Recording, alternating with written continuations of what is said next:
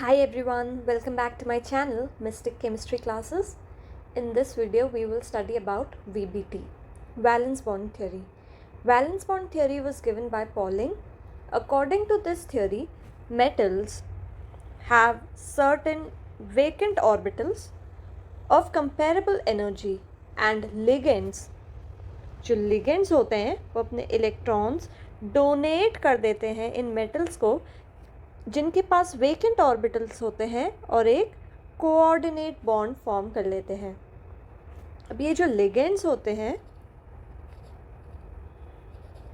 these ligands can be of two types.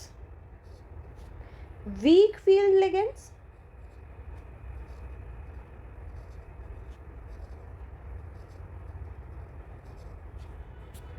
जिसे हम short में ऐसे लिख सकते हैं, एंड स्ट्रॉन्ग फील्ड लिगेंड्स.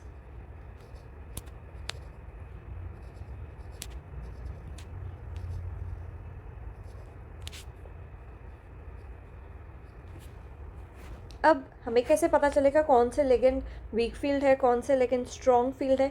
इसके लिए स्पेक्ट्रोकेमिकल सीरीज होती है एक.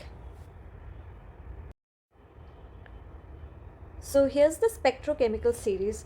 स्पेक्ट्रोकेमिकल सीरीज को आपको पूरा एज इट इज़ याद नहीं रखना है, लेकिन आपको ये ध्यान रखना है जो भी हैलोजेंस है, फ्लोरो, क्लोरो, ब्रोमो, आयोडो, ये सारे ही वीक फील्ड लिगेंड हैं और स्ट्रॉन्ग फील्ड लिगेंड्स भी आपको ध्यान में रखने हैं. आप ऐसे ध्यान में रख सकते हैं स्पेक्ट्रोकेमिकल सीरीज़ को, जो हेलाइड डोनर्स हैं वो सारे वीक फील्ड लिगेंड हैं और ऑक्सीजन और nitrogen donors intermediate type of ligands हैं और पाई एक्सेप्टर लिगेंड्स हैं, साइनाइड, CO, ये सारे हैं स्ट्रॉन्ग फील्ड लिगेंड्स. अब एक लिगेंड वीक फील्ड की तरह एक्ट करेगा या फिर स्ट्रॉन्ग फील्ड की तरह, वो डिपेंड करता है उसके कोऑर्डिनेशन नंबर पर and the type of metal.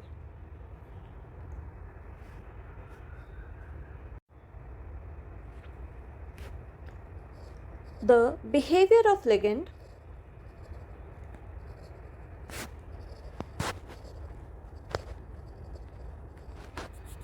as strong or weak field ligand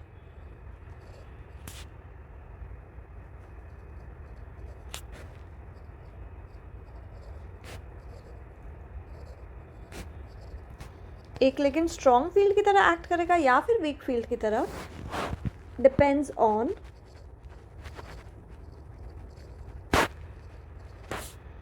coordination number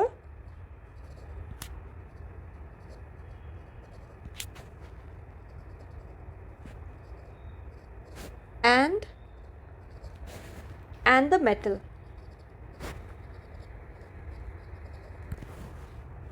अब हम देखते हैं कि ये कैसे कोऑर्डिनेशन नंबर और मेटल पे डिपेंड करता है.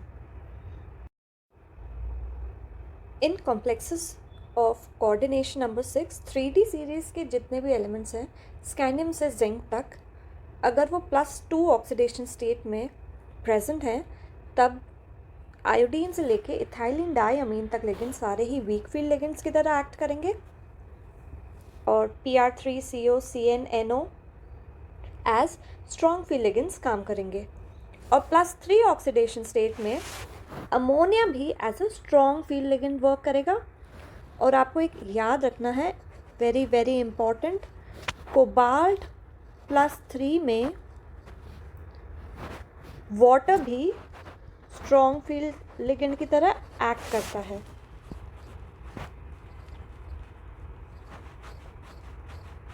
कोबाल्ट +3 के साथ हैलोजेंस के अलावा ऑलमोस्ट सारे ही लिगेंड्स एज स्ट्रॉन्ग फील्ड की तरह एक्ट करते हैं. ये मत भूलिएगा, ये बहुत ही ज़्यादा इम्पॉर्टेंट है. इसके बाद 4D और 5D सीरीज़ के सारे ही elements, 4D and 5D series, all elements, कोई भी साथ में लिगेंड हो उनके, वो हमेशा स्ट्रॉन्ग फील्ड लिगेंड्स की तरह एक्ट करते हैं. In case of coordination number 4 compounds, water तक सारे ही वीक फील्ड लिगेंड्स हैं और ammonia in case of coordination number 4, ये आपको इम्पोर्टेंट याद रखना है, ammonia acts as a strong field ligand in case of coordination number 4 compounds. And 4D और 5D के सारे ही एलिमेंट्स, कोई भी लिगेंड हो, हमेशा स्ट्रॉन्ग फील्ड लिगेंड ही की तरह ही एक्ट करते हैं। अब एक बार हम 3D, 4D और 5D सीरीज़ के एलिमेंट्स पे एक नज़र डाल लेते हैं।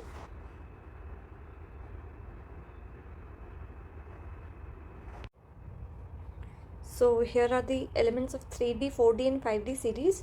आपको ये सीरीज़ याद होनी चाहिए। आप किसी भी निमोनिक से याद करें, कोई भी ट्रिक लगाएं, लेकिन आपको ये पूरी सीरीज़ 3D, 4D और 5D की याद होनी चाहिए। 4D और 5D सीरीज़ के जितने भी एलिमेंट्स हैं, इनके साथ कोई भी लिगेंड हो, वो हमेशा it will act as strong field ligand. Now let us look at this chart.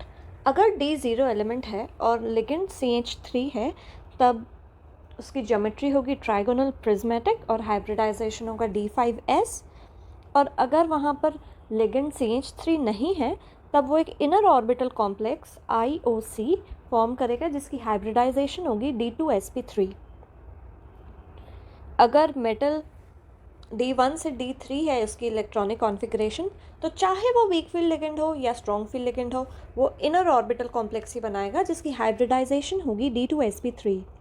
अब D4 से D7 के जितने भी मेटल्स होंगे, उनमें डिपेंड करता है, अगर वो वीक फील्ड लिगेंड है then they will form outer orbital complex और उनकी हाइब्रिडाइजेशन होगी sp3d2। और अगर स्ट्रॉन्ग फील्ड लिगेंड है then they will form inner orbital complex IOC, जिसकी हाइब्रिडाइजेशन होगी D2sp3।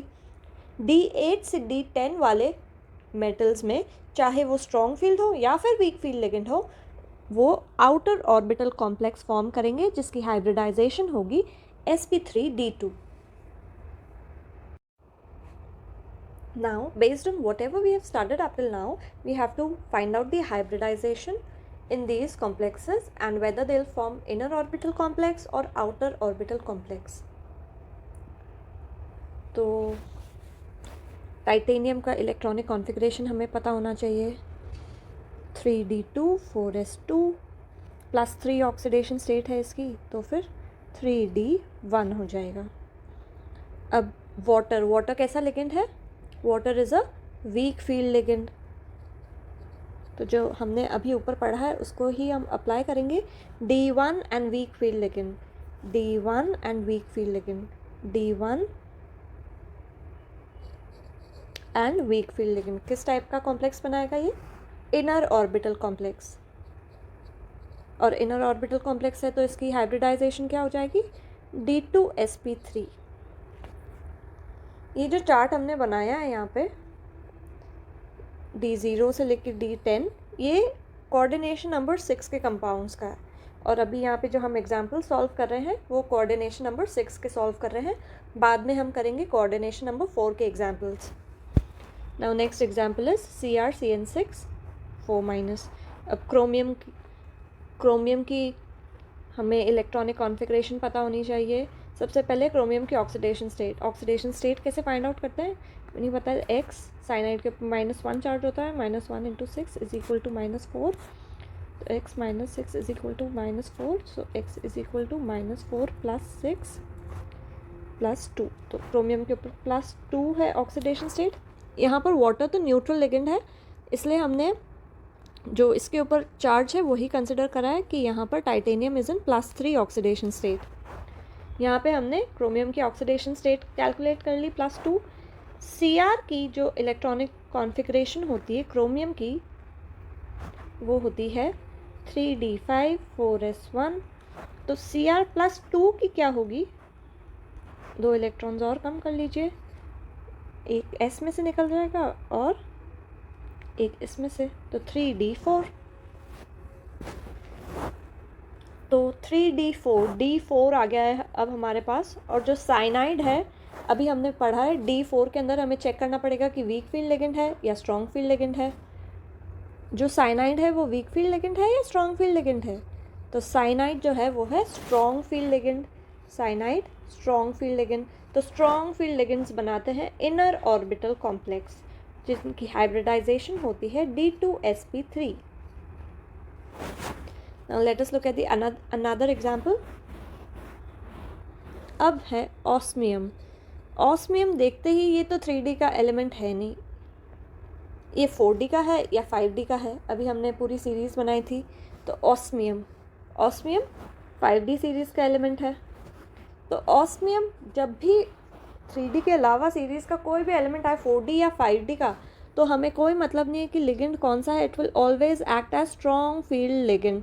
जब भी स्ट्रॉन्ग फील्ड लिगेंड होगा तब वो हमेशा इनर ऑर्बिटल कॉम्प्लेक्स बनाएगा और उसकी हाइब्रिडाइजेशन होगी D2sp3। अब यहाँ पे क्रोमियम +2 ऑक्सीडेशन स्टेट में, अभी हमने देखा क्रोमियम +2 ऑक्सीडेशन स्टेट में इलेक्ट्रॉनिक कॉन्फ़िगरेशन होती है 3D4। अब D4 में वाटर कैसे एक्ट करेगा, as a strong field ligand या फिर वीक फील्ड लिगेंड? तो water will act as weak field ligand. और in case of D4 and weak field ligand, अगर हम ऊपर चार्ट में देखें D4 and weak field ligand, तो कैसा कॉम्प्लेक्स बनाएगा ये? आउटर ऑर्बिटल कॉम्प्लेक्स, जिसकी हाइब्रिडाइजेशन हो जाएगी sp3d2। अब नेक्स्ट देखना है, अब यहाँ पर कोबाल्ट है +3 ऑक्सीडेशन स्टेट में। मैंने आपको खास तौर पे बताया था कोबाल्ट +3 ऑक्सीडेशन स्टेट में वाटर के साथ एक्ट करता है as a strong field ligand. This is very very important. अभी मैंने ऊपर स्टार्टिंग में जब आपको स्पेक्ट्रोकेमिकल सीरीज़ बताई थी तब बताया था कि कोबाल्ट +3 वेरी इंपॉर्टेंट है। तो स्ट्रॉन्ग फील्ड लिगेंड्स हमेशा कैसे कॉम्प्लेक्सेस बनाते हैं? इनर ऑर्बिटल कॉम्प्लेक्स, और इनकी हाइब्रिडाइजेशन होगी D2sp3। अब वापस से हमें दिख रहा है रोडियम, ये 3D एलिमेंट तो है नहीं, तो फिर ये भी हमेशा ही स्ट्रॉन्ग फील्ड लिगेंड की तरह एक्ट करते हैं। स्ट्रॉन्ग फील्ड लिगेंड की तरह एक्ट करेंगे तो इसका क्या हो जाएगा? इनर ऑर्बिटल कॉम्प्लेक्स, जिसकी हाइब्रिडाइजेशन होगी D2sp3। तो अब तो हमने पढ़ लिया कोऑर्डिनेशन नंबर 6 के अंदर हाइब्रिडाइजेशन कैसे निकालेंगे। Weak field and strong field ligand का आपको खास ध्यान रखना है कोबाल्ट +3 का, कि इसमें जो वाटर होता है वो एक्ट करता है as a strong field ligand.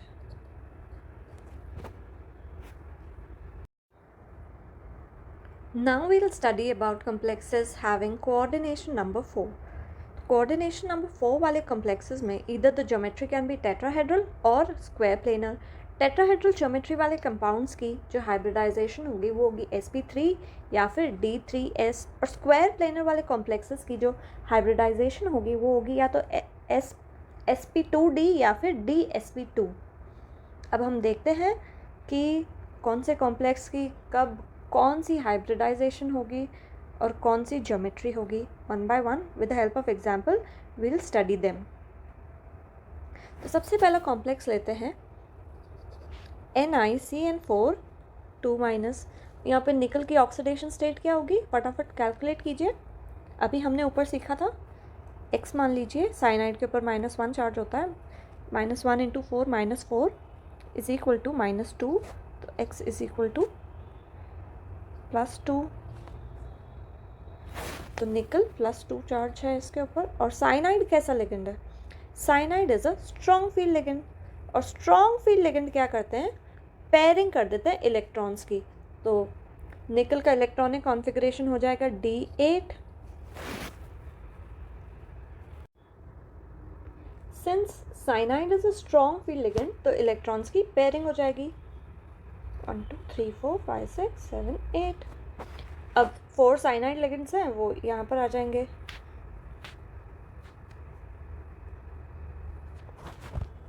सो इसकी जो हाइब्रिडाइजेशन होगी वो होगी DsP2, और जो ज्योमेट्री होगी वो होगी स्क्वायर प्लेनर।